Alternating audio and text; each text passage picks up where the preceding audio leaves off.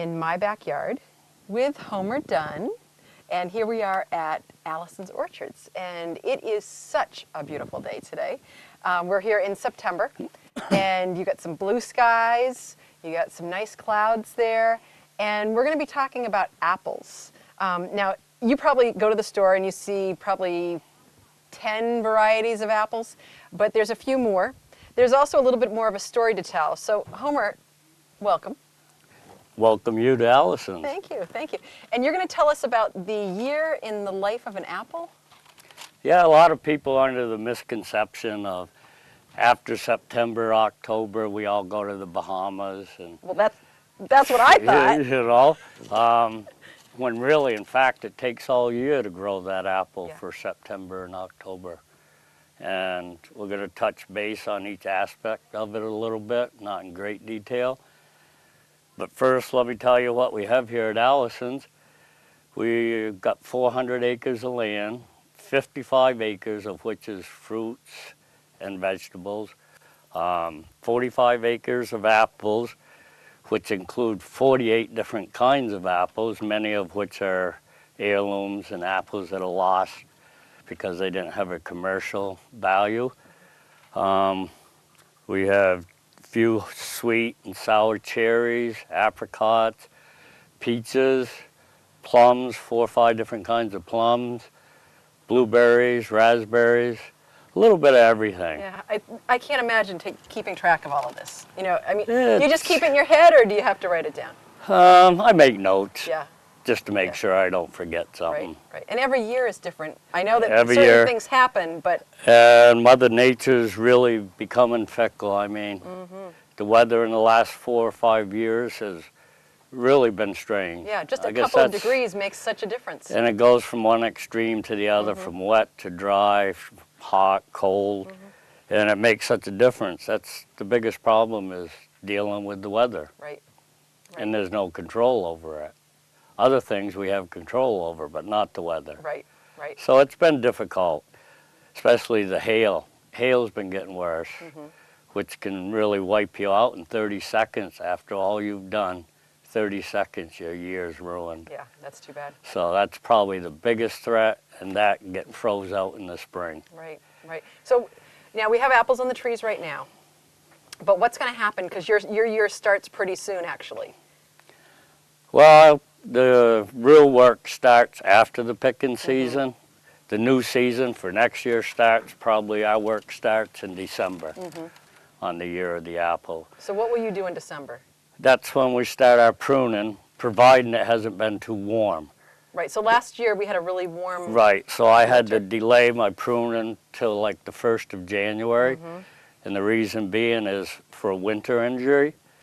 If it's too warm and you start pruning, it invigorates the tree, and later on in January or February you get a drastic cold spell, it can really cause damage to the trees. So, but typically, and we'll go with typical, which is no normal or typical anymore, but we'll go with it. Right, right. We start pruning, which is a big part of growing quality apples, and the reason we prune is to adequate light throughout the tree and air, and when I'm spraying, you got to get full coverage to get control, and the general health of the tree. So that's why we prune, and we have about 16,636 trees here at Alyson's, and we like Plus to... or minus. No, that's pretty accurate, except a few might die every year. But so we like to cover everyone every year, so the whole winter is spent basically out pruning. So how long will it take you, start to finish, to get down the trees? We like to think we'd be almost, hopefully, done by the 1st of April. So it covers the whole winter. That's a long time. Depends how much snow plowing I have to do around here, because I do all the plowing. Right, and they have weddings and things here during the winter Not so much too? in the winter, but we keep everything open for any prospective brides that want to look around, and for us going out in the orchard pruning. Probably the worst part of pruning, for me personally, is when it's 15 degrees or colder. First thing in the morning, I got 2-3 fingers on each hand. that freeze up and then have to unthaw. And when they unthaw, it's like burning with 1,000 needles going through them. Right. I mean, I've been pruning my whole life, so the job is nothing, but that's not really something you like to look forward to every day. I know. But, But I want to keep going with this, but tell me, you've been keeping apples or taking care of apples for how long? I've been involved in apples for 45 years. 45 years. And here or No, someplace I've else? only been here 8-10 years. I had my own little orchard in Westminster, Vermont, right across the river for 23 years. Yep. And I started out with Allen Brothers on a pruning crew, and then took over the pruning crew when I was 20 and did orchards all over New England. Wow. So they're pretty lucky to have you here at Alyson's. Did they know that? Yes. Good. Yeah. I'm So fortunate to be we're- here because on the pruning crew, we'd Yeah. leave Monday and come home Friday. We were away all week. And this job came up, and it gave me a chance to get off the road, and I'm home every night to my couch and TV and my wife. I should have said it in the other opposite- order. Yeah. The wife, yes. But she's pretty patient Yeah. with me. Yeah. I But at spend- least you're home, you know, Right. compared to like you and would have still been before. doing what I love. Right. So- So, you know, there's a lot of other orchards around. I'm sure that there's other people that are kind of in the same boat. They're Yeah. either gone all the time or Right. they are lucky like you. Okay, so that's December to right. April. Then the 1st of April, you hope you're pretty much done pruning. If you're not, you work around it. Sometimes it goes into May. But by then, you got to get picking up your brush. All the brush that you've pruned all winter has to be in the middle of the row and pushed out. What With would a happen if you left tractor, it there? you can't. It'd be a Right. big mess. I mean, Right. sometimes it's waist high. Depends how severe you're pruning, and people tend Right. to think And I'm a does it- severe pruner. Does it So- bring a lot? But that's good for the tree, I really feel. Well, Especially overall- at that time of the year. Right. Yeah, but like the stuff that you leave on the ground, does that attract bugs or fungus or? No, it just you couldn't drive over Okay. it all the time. A lot of people do try to chip it. I find it leaves little sharp stubs and stuff, and chance of getting flat tires Yeah. all So the do you time. bring it home and burn it? No, we Because I push hear it that out. applewood is. No, pretty- it's hardly worth the labor yeah, to yeah. cut out the bigger stuff. So we Right. push it out to the end of the rows, pick it up, bring it to designated burn piles in the orchard. Yeah. So this takes a good couple weeks. If you're lucky, if everything goes well, you don't have a bunch of flats. And after that comes spray season. Typically around the 3rd week in April, we start spraying. And we don't spray just for the heck of it. I have an IPM scout that comes in weekly, and we talk things over. She sets out traps to monitor the insect populations, and we discuss it. And, we take it real seriously, Right. the And what spraying. would happen if you didn't spray in the spring? You'd end up with a lot of scab and a lot of insect damage. And, people have come, they want a perfect apple. Right. And without spraying, you cannot have a perfect apple. Right. This is what everybody wants to see. Right. Yeah. And if not, they're probably gonna look at all these bags here, and they're gonna say, well, I want that one, and that is the Right, perfect really one. Yeah. selective. Right. They want perfect. Yep.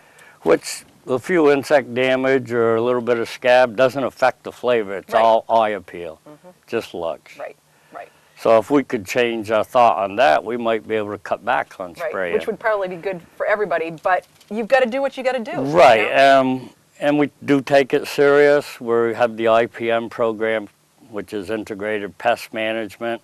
We're also a member of the Red Tomato Team, which is a nonprofit organization that is very concerned with the sustainability of agriculture. And they have a team of scientists that we have to follow a strict protocol of what we can use for sprays and what we can't. And they're continually, every year, studying these lists, making sure it's safe for the applicator, the environment, and ultimately the consumer. Right. So things have we take changed. it real serious. Yeah, I mean, 20 or 30 years ago, you guys might have done things a little bit differently. Oh, things were done all together yeah. there. You didn't People are think probably so very much. lucky that they have Right. things the way they have them now. Right. Yeah. So, and it's very expensive. We could use cheaper sprays, but they wouldn't be as good for everybody. Right. And that's So really the important. stuff that we're using is expensive, but it's safe for Right. the environment, safe for the consumer, and Right. me, the applicator. Right, and that's something that people don't think about either, is that you're around all Right. this stuff. You know, it's not just... I'm in it. Yeah, Thank God I got a cab. but still, you know, there's Right. fumes and things like that. So, you know, they do dissipate, but Right. for you, you're right there with all of the stuff. Right. So luckily, that's only, you know, a little bit of what has to go on with the apples. Now, there's other things that go on further. You Right. have bees that will come in. Well, to let's pollinate? Okay. finish the spraying. Okay, yes. Spray season stretches from about the last week in April Mm-hmm. to about the first week in August. Oh, wow. Okay. So I didn't realize it went that long. The first part, till the 1st of June, I could be spraying every 7 or 10 days, depending on the weather. If I get 2 inches of rain, I got to turn right around and do it again. Right. But then come the first week of June, you can start stretching it every 20 days. Mm-hmm. It's just summer diseases, not Right. many insects or Mhm. anything. But the spray season's a long one. Yeah. And on the days I spray, most of the time we have to spray at night because of the wind, Right. because you wouldn't get good coverage, Mhm. and it would blow 10 rows that way and wouldn't even get through that row. Right. So on them days, a lot of times I work the day before, the day after, so I get like a 26, 28-hour day when I spray at night. It's a long day. Yeah, Or and night. I love Yeah. it. Yeah. Well, it's probably cool now. You know, by that time, it's a little bit cooler in the evening. Well, you get real good coverage, you're sure of it, you're not wasting Right. your material. And again, And people aren't around. right. You gotta And be real also, again, I careful. was mentioning the bees. You know, Right. you don't want to be spraying when the bees are flying. Right, you So, can't. And right. And so you're I looking never at the put whole picture. right. Bees, we're typically May 13th, we're full bloom here. So I'll bring them in 4 days before I figure full bloom, just after pink. And we typically get 40, 43 hives. They recommend a hive per acre. Right. But I know growers that do a lot less, but that's what we do. Yeah. I think you're smart. And we don't put an insecticide on till petal fall, when the bees are all out. Right. And even then I'm still careful, like with a lot of dandelions. I do it at night when the dandelions are closed, so any wild bees or the neighbors' bees Right. don't get sprayed Right. from my insecticide. Because that's another thing too. It's not just the honeybees that you bring in. There's Right. all kinds of pollinators that are out there that are Right. all coming in and helping as well. Exactly, and we want to keep as many of them as we can. Right. So that brings us up to bloom and having the bees in. The only thing I think with the bees, I'd swear they belong to a union. They won't They work. won't go out when it's cold. They won't go Hot. out when it's raining. Yeah. Or when it's hot or windy, I know. you know, but Yeah. Yeah. you gotta have 'em. Bumbles will, but yeah, yeah, the I've thing seen is, bumblebees out in a drizzle, in yeah, the rain. yeah, honeybees, they have to have it 50 They're degrees. real fussy. Yeah. They're a bunch of women. I'm sorry. But no, but it's an important part of it. Yeah. You know, there's so many aspects to growing apples. I don't know if you could pinpoint one most important. It's all, It's how all everything the fits together. accumulation Right. of everything. Right. So we're up to spray season in May, and in May, late May, early May, we usually do our fertilizing, which is determined by how much and what we're putting on by our leaf samples and soil samples, which we took the previous year. So what do apples need? If, like, for the homeowner, what Depends would they on, put on? I tell them use a triple 10. It's a balanced fertilizer, and if you don't know you have any specific problems, it's a safe way to go. Right. You know, every year we have to look at ours. We have a magnesium deficiency that I'm trying to correct, which affects my calcium uptake, which affects honey, yeah. which affects, you know, Yeah. the apples. But every farm's different, Yeah. you know, so it's important to do leaf samples and soil samples every year and study them. Yep. But that's how we determine what we feed and how much we feed. And then towards the end of May, 1st of June, we plant gardens with pumpkins, gourds, and winter squash just to dress up the apples. That's my Does it main help them reason. at all? I mean, keep the pests away or anything No, like that? no, it's just to dress up the apples. We look pretty naked without Right, just a field with the just trees in it. Just the apples on here, and Right. none of this around Oh, here. yeah. So you grow most of these all here All here, yourselves? yep. Okay, I didn't Yep. realize, yeah. So you've got all kinds of gourds and pumpkins and squash? And, Yep. Oh, that's great. Now, did you grow the big one that you have out in front? No, a friend of mine grew up for me. That is huge. That's I huge. traded 50 cardboard boxes for it. Woo! I got a good deal. Okay, good. I got a good deal. Good. So we're up to May, and in May we start our mowing. We put a lot of time into mowing, keeping the place looking beautiful, because it's not just an orchard. We do all the weddings and events, and we want it looking beautiful. Right. So it takes me about a week with some help to mow the whole thing. And then you turn around and do it again? almost start over. Yeah. So during the summer we do a lot of mowing just to keep the place looking good. Right, right. And my spraying, of course, all through the summer. And any fixing trellis here and there, which a lot of the trees are on, busted wires, staking up the trees. There's a lot of general maintenance. Right, right. You know, the list would go on and on forever. So how many people do you have that help you in your It's typically apples? 2 to 3 of us to do the whole thing. That's not many people for a huge stretching area. it. Yeah. And on a normal season, when we were doing the whole gambit from pick your own retail and wholesale, which we're still the biggest part wholesale, which I'm trying to turn around. I'd rather be pick your own and more retail. Right. And it's working. We would have probably 13 different people when we were full force. Right, right. But during the summer, it's a couple, 3 people. Yeah. Basically 2, and if I need help with something, I'll pull somebody else in for a week or 2. But just basically, like right now, it's just 3 of us. Wow. Not counting the stand help, Right, right. the orchard help. Right. So who started this farm? Bob and Susan Jassy back Okay. in 1981, which is pretty amazing, really. Right. That's not that old. That's pretty young for all that's here. Yeah. They did an amazing job. Right. And the foresight to be diversified. If any farm, you know, you got to be diversified nowadays. Right. You know, we got hurt some this year, hurt in 2010.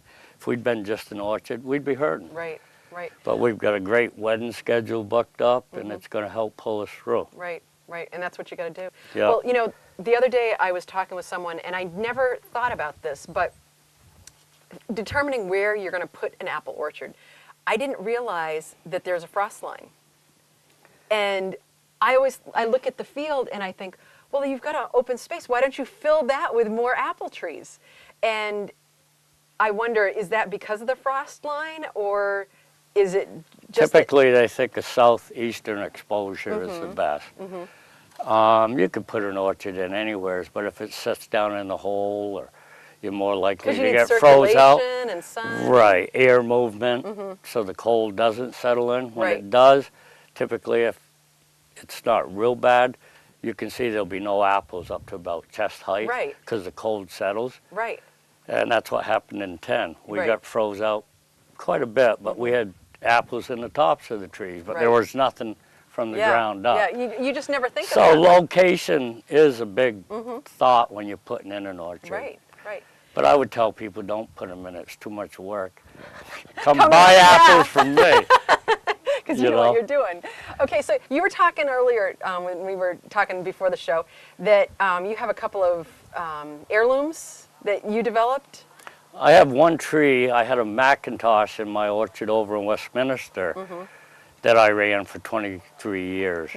And one year, a regular Mac mutated the whole top half of the tree into a little small apple about the size of a lady apple. And it had little nubs around it, like little points on a star. Yeah. So I named it after my wife, Andrea Starr.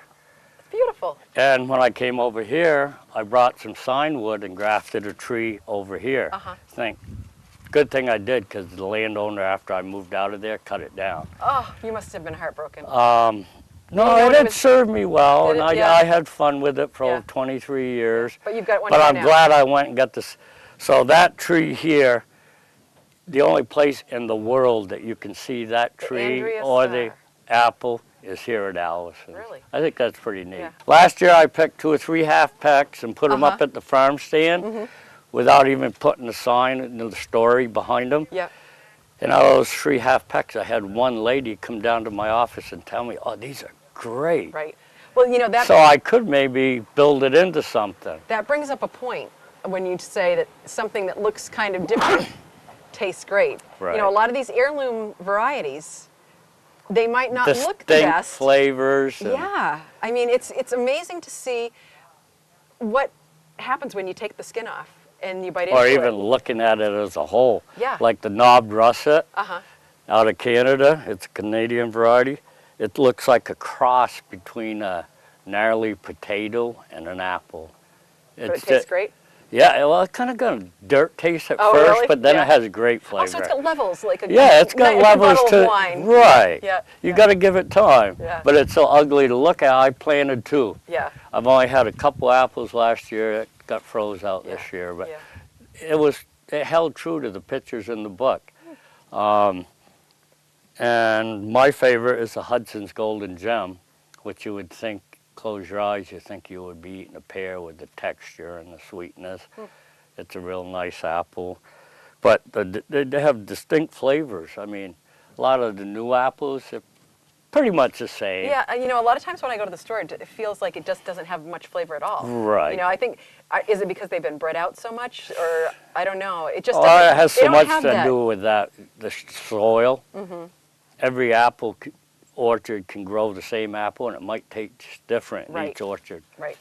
But here in New England, we can grow the best Macintosh because of our climate. Because of the soil, well, what our climate, climate used yeah. to be. Yeah. But we can grow the best Macintosh. Right.